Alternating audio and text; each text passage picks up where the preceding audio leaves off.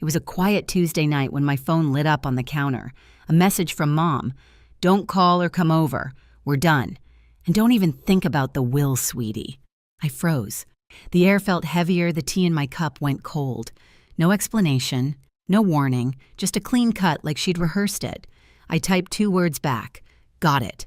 Then took a slow sip of my tea, tasting the bitterness spreading across my tongue.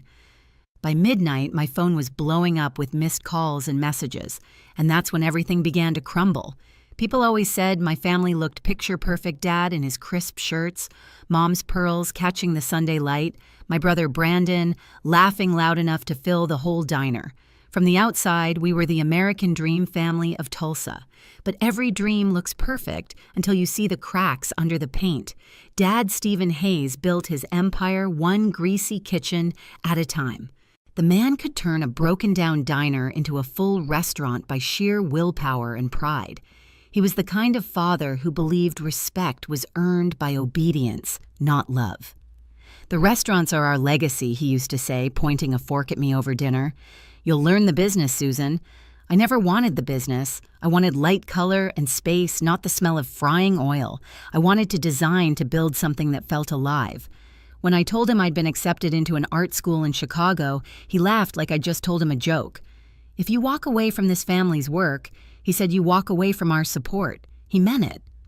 I paid my own tuition, juggling 2 jobs and student loans, while Brandon got a brand new car at 16 for helping out at the diner. Mom never stepped in. She'd pour another glass of wine, smile tight, and whisper, "He's just hard on you because he sees your potential." But I knew better. She saw what I saw. Brandon was the golden boy, the one they'd already crowned heir. Years passed. I built my design firm from a 1-bedroom apartment. Word spread fast. By 30, I was redesigning boutique hotels and luxury restaurants across Oklahoma. But at every family dinner, it was still about Brandon, his new project, his big ideas, my work. "Cute," Dad would say, barely looking up. When Mom got sick 5 years ago, I didn't hesitate. I paid for her treatments, her travel, every bill. When Brandon's new business venture failed, I wired $30,000 to clear his debts. When Dad's restaurant needed new equipment, I covered it. They always said, "Thank you, the polite, empty kind." Then came the next favor. Looking back, I think I kept doing it because I hoped one day they'd see me not as the outsider, not as the backup plan, but as family. Turns out family wasn't the problem. Their definition of it was. And the night my mother sent that text, I finally understood how deep that truth went. It started with a family meeting that felt more like a courtroom. Dad called it a discussion about the future. I should have known that meant Brandon's future, not mine. They gathered around the long dining table, the one lined with framed photos of Brandon holding trophies and ribbon cuttings from Dad's restaurants. I stood at the end, laptop open, ready to present my proposal, a sustainable design firm that could partner with hotels and restaurants across the state. Eco-friendly materials, long-term savings, a real plan, not a dream. I spoke for maybe 5 minutes before Dad interrupted. "You think hotels care about recycled wood?" he said, voice flat but sharp enough to slice. "They want cheap, not fancy experiments." Brandon chuckled without looking up from his phone. "Yeah, why don't you stick to decorating houses, sis?" Mom stood by the counter, pretending to rearrange napkins, avoiding my eyes. My hands trembled under the table. "It's not decoration," I said quietly. "It's design. It saves money, and it's the future." Dad leaned back, arms crossed. "We're not throwing money away on your pipe dream. Brandon's opening a new location that's our priority." Something inside me cracked. Years of sacrifice, the bills I'd paid, the nights I stayed awake, worrying about Mom's treatments, all of it meant nothing. "Mom," I said, turning to her, "you've seen my work. You know this could work." She hesitated, eyes darting toward Dad. "It just sounds risky, Susan. You know how the restaurant business is." Her words landed harder than his insults. Risky. That was the same thing he'd said when I wanted to go to college. Then out of nowhere, Tara, Brandon's wife, spoke. Her voice was soft, but it cut through the tension. "I think it's innovative," she said. "Sustainability is a big deal now." Brandon shot her a look that could have frozen fire. She shrank back into silence. Dad waved a hand, dismissive. "Enough. Meeting over." As I packed up my laptop, I caught Tara's eyes. She mouthed something that stopped me cold. "I need to tell you something." Later that night, she found me in the driveway. Her voice shook. "Brandon's been taking money from the restaurants, thousands. He's hiding it." My heart pounded. "Are you sure?" She nodded. "I found the records. He's been lying to your parents for years." Before I could respond, Dad's voice carried from inside. "We need to finalize the will. Brandon's the only one keeping this family together." Mom murmured something too soft to hear. Then Dad again, firm and final. "Susan's off doing her own thing. She doesn't care about us." And right there in the dark of my parents' driveway, I realized how wrong I'd been. The betrayal wasn't coming. It had already happened. The next morning, my phone buzzed before sunrise. A new message from Mom. "Don't call or come over. We're done. And don't even think about the will, sweetie." I read it twice, then a third time. The words blurred like they were underwater. For years, I'd been the one wiring money for medical bills, Brandon's debts, and restaurant equipment. And now, with one message, I'd been erased. I sat on the edge of my bed, the city still half asleep outside my window. My chest felt hollow, not broken, just emptied. The kind of silence that comes after you've already run out of tears. I typed back 2 words. "Got it." No period. No explanation. Just 2 words. Then I set the phone down and walked to the kitchen. The tea kettle hissed softly. I poured the tea, the steam curling against the dim morning light. I lifted the cup, took a slow sip, and for the first time in years, the quiet didn't scare me. It felt like control. I opened my laptop. My banking app blinked awake. One by one, I canceled everything. Mom's hospital payments gone. Restaurant supply bills canceled. Brandon's loans stopped cold. Each click echoed in the apartment like a door closing. I wasn't crying. I wasn't shaking. I just felt lighter.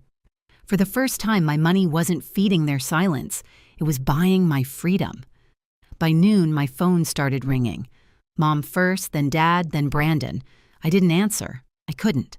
Not because I was angry, because I finally understood how much power I'd given them. The screen lit up again. Another call, then another. By evening, there were 20 missed calls, 5 voicemails, and a string of texts. "You're tearing the family apart. How could you do this to your mother? You'll regret this, Susan." I didn't reply. I just turned the phone face down. When the clock hit midnight, it started again, a storm of notifications, buzzing and flashing like fireworks.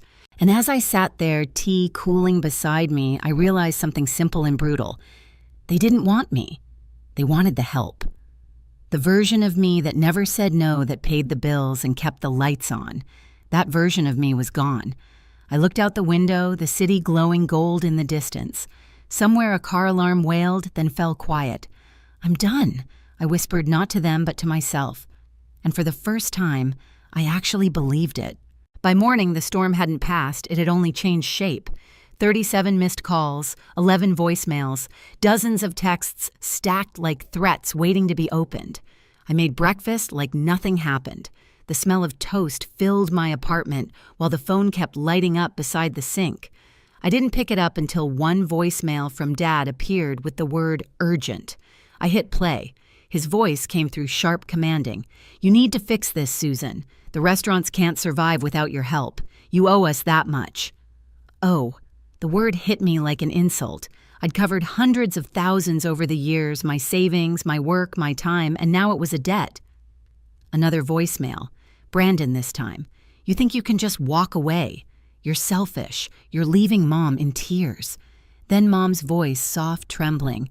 "Please, Susan, don't do this to me. After everything we've been through." I pressed my palms against the counter, the cool marble grounding me. They weren't reaching out for forgiveness. They were reaching out for control. By noon, Tara called. Her voice was low, urgent. "They know I told you about the money," she said. "Brandon's furious. He's trying to spin it like you made it up." "Don't worry," I told her. "I'm done explaining myself." That night, I couldn't sleep. I sat by the window phone, glowing beside me, unread messages piling up. I should have blocked them. Instead, I watched them come in, each one a reminder of how desperate they were without my support. By the end of the week, I agreed to meet them, not to reconcile, just to end it properly. The cafe was one of the few places in Tulsa where no one knew our family. The air smelled like roasted beans and rain. They were already there when I walked in, Dad arms crossed. Mom pale but composed. Brandon fidgeting with his phone. Tara wasn't there. Dad didn't waste a second. You've caused a disaster, Susan. The bills are overdue. Vendors are threatening to sue. I set my bag on the chair, my voice calm. That's not my problem anymore. Brandon leaned forward, sneering. You think you're better than us now, don't you? Just because you play with paint and fancy furniture? I met his stare. Design, Brandon. The word you're looking for is design. He laughed, shaking his head. You've always been dramatic. You love attention, I cut him off. You stole from the restaurants. The words stopped him cold. Dad's brow furrowed. What are you talking about? Tara told me everything I said. The hidden accounts, the money that vanished. Brandon's jaw tightened. She's lying. She found the records. I replied, my tone flat. And you know it. Dad turned to him, eyes narrowing. Is that true? Brandon stood abruptly. You believe her over me. She's been jealous since high school enough. I said quietly. This isn't about jealousy. It's about respect and honesty. Two things I never got from this family. Mom's voice trembled. Susan, don't do this. We can talk. I looked at her. We're past talking, Mom. You made that clear when you sent the text. The color drained from her face. I didn't mean it like that. You wrote, don't call or come over, we're done. And don't even think about the will, sweetie. I quoted every word, my voice steady. You meant it exactly like that. The cafe had gone quiet. Even the barista paused mid-motion. Dad cleared his throat. You've always been too sensitive. I smiled faintly. And you've always mistaken cruelty for discipline. For the first time, I saw a flicker of uncertainty in his eyes. I reached into my bag, pulled out a neatly folded folder, and placed it on the table. I sold my sustainable design project, I said. A national firm bought it for $1 million. They all stared at me. I built that without your help, I continued. No loans, no family money. Just me. Brandon's mouth twisted. Good for you. Want a medal? No, I said. I just want you to understand that I don't need this family anymore, and you don't get to call me when things fall apart. Dad's jaw clenched. You think that money makes you powerful? I leaned forward slightly. No.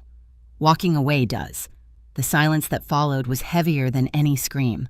Mom finally spoke, tears welling in her eyes. We're still your family. Family doesn't use you like an ATM, I said softly. Family doesn't write you off when you stop paying. Brandon slammed his fist on the table. You're pathetic.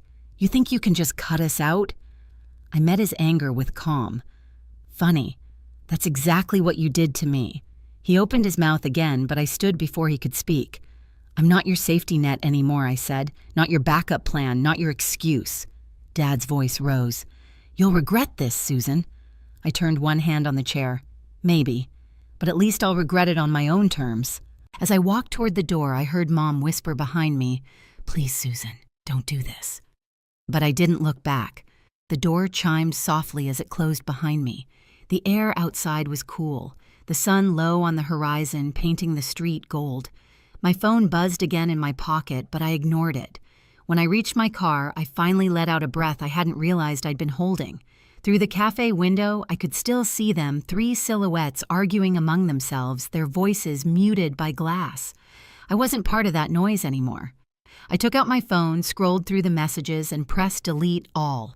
The screen went blank. Quiet, clean. I started the engine, the radio humming softly. For the first time, I wasn't driving away from them.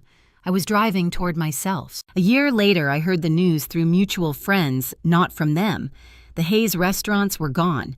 The family legacy Dad guarded like a crown had crumbled under debt and lawsuits. Vendors sued after discovering Brandon's hidden accounts. Dad tried to fight it, but the numbers didn't lie. Brandon's name appeared in the local paper next to words like fraud and embezzlement. Tara left him quietly moving to Dallas with their daughter. Mom and Dad sold their house and moved into a smaller place outside Tulsa. I didn't feel joy when I heard it. Just a strange, heavy calm, the kind that comes after a storm has taken everything down and left the air clean. My firm had grown. I opened a second office in New York, traveling between cities, designing hotels that carried my name on brass plaques. Every now and then, I'd find myself in a lobby I'd created, warm lights, clean lines, quiet music, and I'd think, this is what home feels like when you build it yourself. One afternoon, sitting by the window of a cafe in Manhattan, I ordered the same kind of tea I'd had that night. The steam curled into the sunlight just like before. A notification blinked on my phone, an unknown number from Tulsa. I let it ring out, the sound fading beneath the soft jazz playing overhead. I smiled, lifted my cup, and took a slow sip. The tea was still bitter, but now I understood why it wasn't the drink. It was the lesson. Peace didn't come from fixing them. It came from letting them fall. People ask me sometimes if I miss them. The truth, I miss the version of them I kept hoping existed, the one that might have loved me without conditions, without a price tag attached. But that version never lived outside my imagination. Now, when I think of family, I think of peace, the kind that doesn't demand or drain. I think of mornings where no one calls to ask for help, and the quiet means safety, not punishment. Family isn't blood, it's respect. And silence, when it's chosen, can be the loudest form of freedom. If you've ever had to draw a line between love and survival, tell me in the comments. I want to hear your story.